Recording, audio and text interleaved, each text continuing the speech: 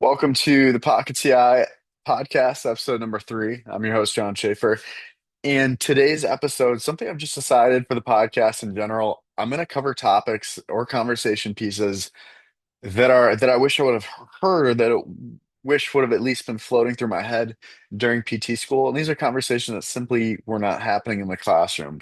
Yeah, they might have occurred to an extent through some of the conversations I had reaching out to mentors and things like that.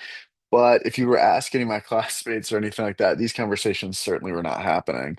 So the focus of today is going to be thinking about what you want your career to look like long term, what it can look like, and just different things that should at least be on your mind, floating in some kind of corner to where you should have thought about them a little bit before time comes to get a first job or the time comes for graduation. So I think one of the things that a lot of students are not thinking about during PT school because you're spending so much time in the classroom, you're spending so much time in the textbooks. People are not thinking about what you want your life to actually look like after graduation. Do you want a lot of flexibility? Do you want to work 9 to 5? Do you want to be able to vacation multiple times throughout the year? Um do you want to work with a specific population? Do you want to be in a situation where you can change jobs frequently? Do you want to be in a hospital? Do you want to be an outpatient? All those things are worth asking yourself, and it's okay if they change over time. I know that when I started PT school, I initially thought like there's probably one or two options that I'm going to pursue. One of them might be working in an outpatient sports focused clinic. The other might be, trying to own my own practice. One would like to be a ladder to another.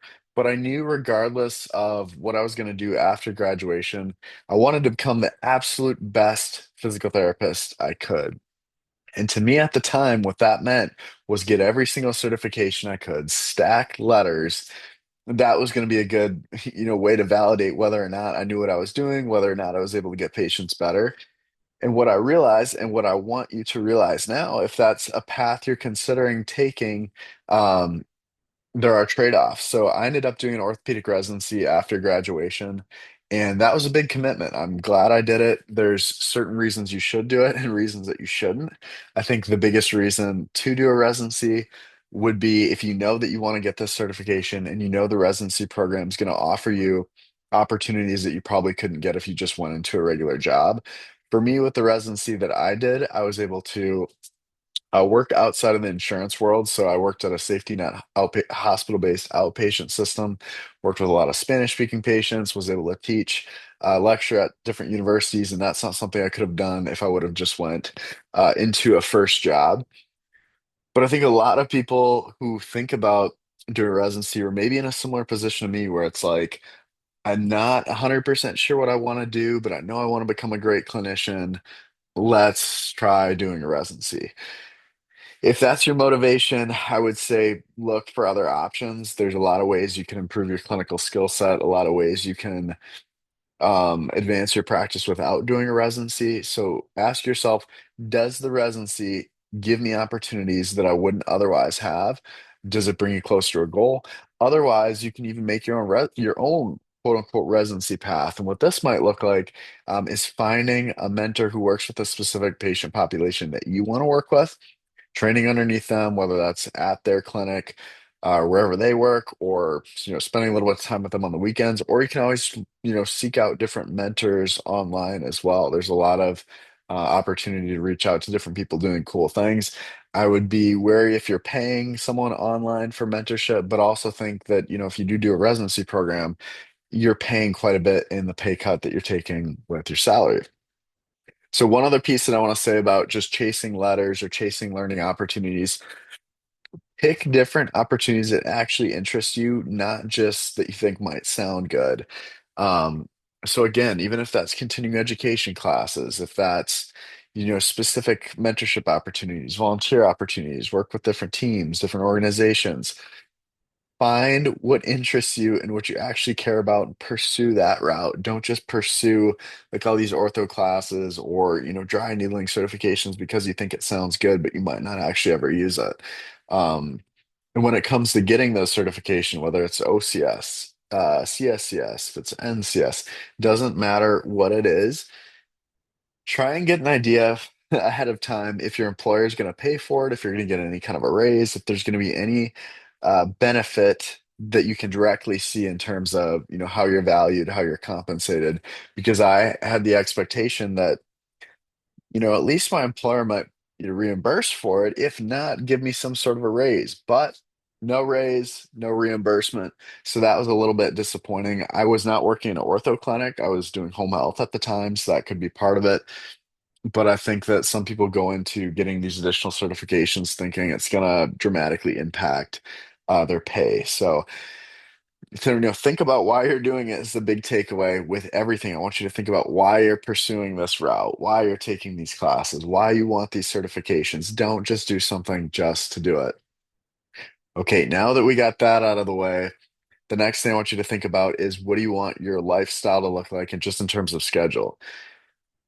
Because initially, when I graduated, I was in a situation with the residency program where I was working, 7 to 5, 7 to 6, and then taking more work home. So that was lectures, that was learning opportunities. All that was great. All that helped turn me into the clinician I am now.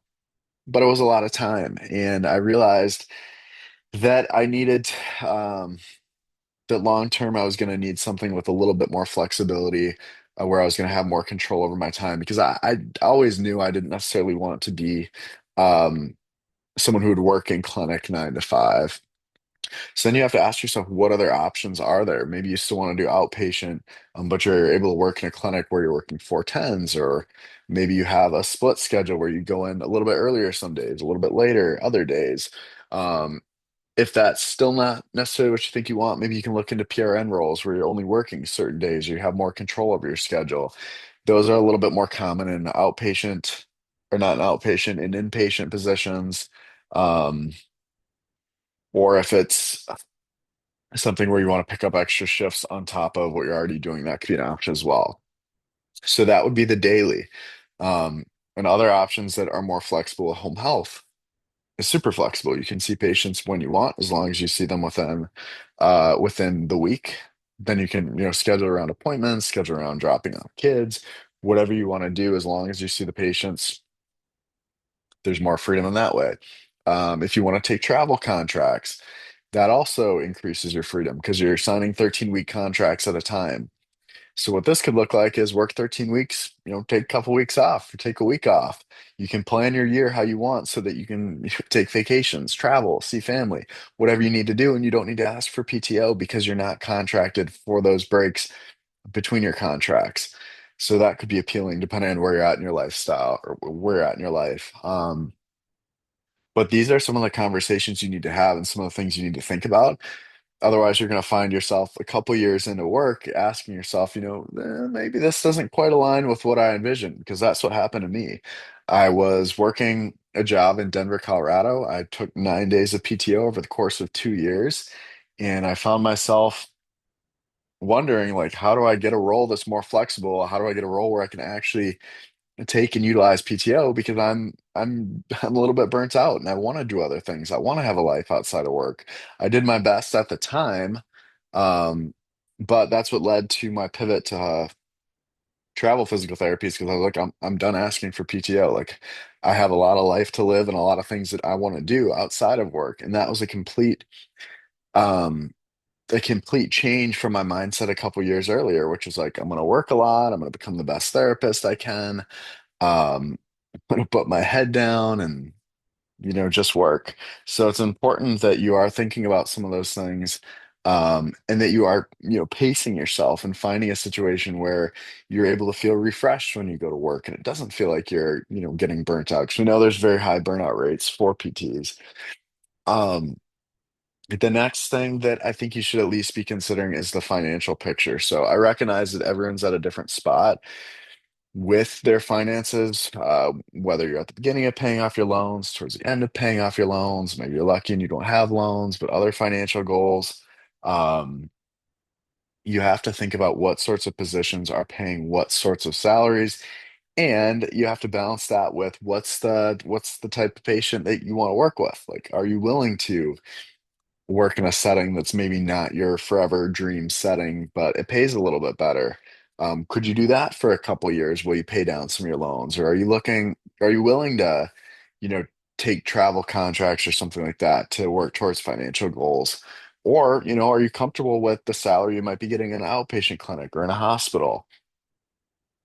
Whatever it is, you need to make sure that you are valuing your skill set and you're not taking the first offer because it sounds good.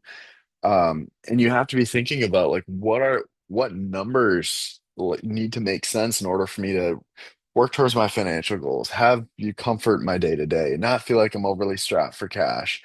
You have to have that conversation with yourself because if you don't have it, you're all of a sudden going to slip into a role and be a little bit more reactive. So I want you to at least be thinking about that. But the second thing is also there's a lot of opportunities where you can make money in the field of physical therapy if that's what you want to do and that's what you're seeking out to do. I talk a lot about home health. I talk about travel physical therapy. You can also take PRN jobs. So maybe it's picking up a weekend shift at a hospital once or twice a month for, a year or 2 years, while you work towards a specific financial goal. But you have to be thinking about these things now and just consider like what do you want your life to look like after you graduate? Because so often during PT school, you've got your head down, you're in the books, you're trying to pass your classes. And I know that's stressful. That's a lot on your plate. But even if you can take a weekend or take a night just to write out some of these things and realize that, you're going to have a life after PT school. PT school is such a small portion of your life. I know it feels like a lot right now, but you're going to blink and it's going to be done, and then you're left with the rest of your life. So think about those things that you want in terms of lifestyle. Think about those things that you want in terms of finances, long-term goals. The more you at least think about them now, I promise you it's going to set you up for success when you actually start looking for that first job and you've got an idea of what you want, what your criteria are, and know that it's okay to change over the course of your career. So that could go from something like, okay, I'm in a season of my life where I want a lot of flexibility. Maybe I've got different family things going on. Maybe I've got weddings, maybe I got travel. There could be other times where it's like, I got to put my head down. I want to make a lot of money during this period of time. You can do that too.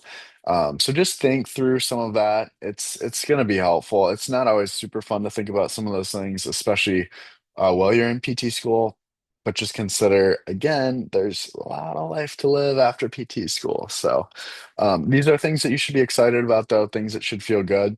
And again, with podcasts moving forward, we're going to be having some of these conversations that maybe, your professors aren't necessarily pushing you to think about.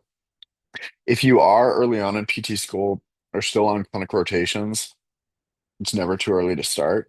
And if you're struggling in clinic or just want to make sure you're prepared for those clinic rotations, I've got some different resources linked in my bio. I've got the Clinical Confidence Kit. You can sign up for it, and that'll just give you 5 frameworks that you can use in clinic as soon as this week.